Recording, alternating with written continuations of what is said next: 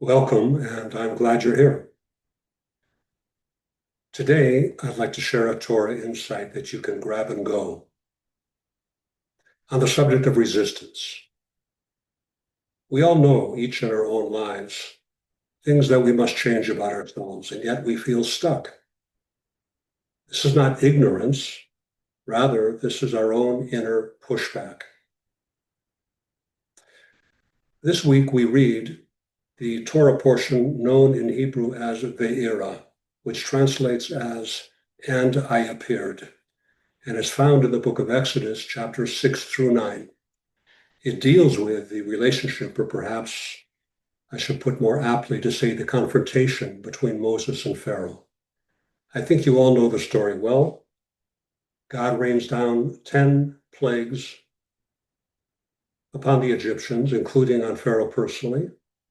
And with each plague, Pharaoh digs his heels in even deeper. The language that the Torah uses about Pharaoh, words like heavy and hardened, which denote the inner struggle, the psychological and spiritual struggle that Pharaoh is going through. Each time a plague is visited upon Pharaoh, he agrees he's going to change. In other words, he says he's going to let the Jewish people go. But as soon as God relents, he changes his mind and reneges on his promise. And this goes on plague after plague. May sound familiar. I'd like to introduce you to a concept in Hasidic philosophy, a core concept. It's known as klipa. Klipa in Hebrew translates literally as the word shell, as in the shell of a nut or the shell of a sea creature. What does a shell do? It conceals what's inside of it. What does klipa do in this context? It conceals godliness. It obstructs spirituality. It blocks change. And Pharaoh is the embodiment of klipa.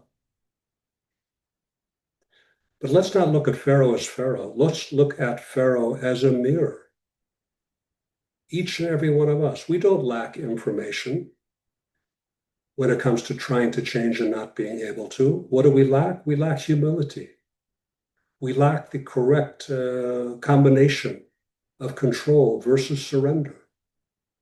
And this, my friends, is a very human pattern. What is the pattern? Pressure forces awareness. And then when we get relief from our pressure, we retreat. This is known in psychological terms as comfort zone or familiarity zone. I'd like to introduce you to a very important work in Hasidic philosophy, a book known as Tanya, which says that growth fails not because of ignorance, but because of layers of resistance, because of fear of surrender, because of an inner tightening. Perhaps a good description would be that of a seed planted in the ground. In order for that plant to self-actualize, to live up to its potential, what must happen first? The shell of that seed must break. Breaking is not destruction. Rather, breaking is the beginning of new life. But for Pharaoh, he can't see it that way, and sometimes we ourselves cannot see it that way. We think the opposite. We think that resistance equals strength. But in fact, the opposite is true.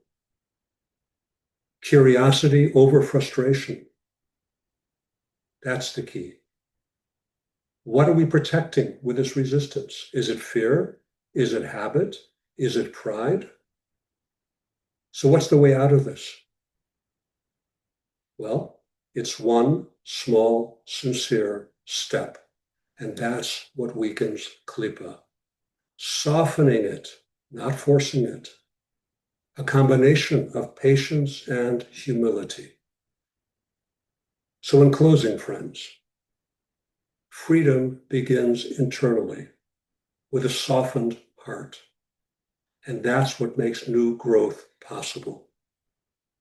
I hope you enjoyed this little mini teaching. If you'd like to learn more, please feel free to visit tasteoftorah.org. Thank you.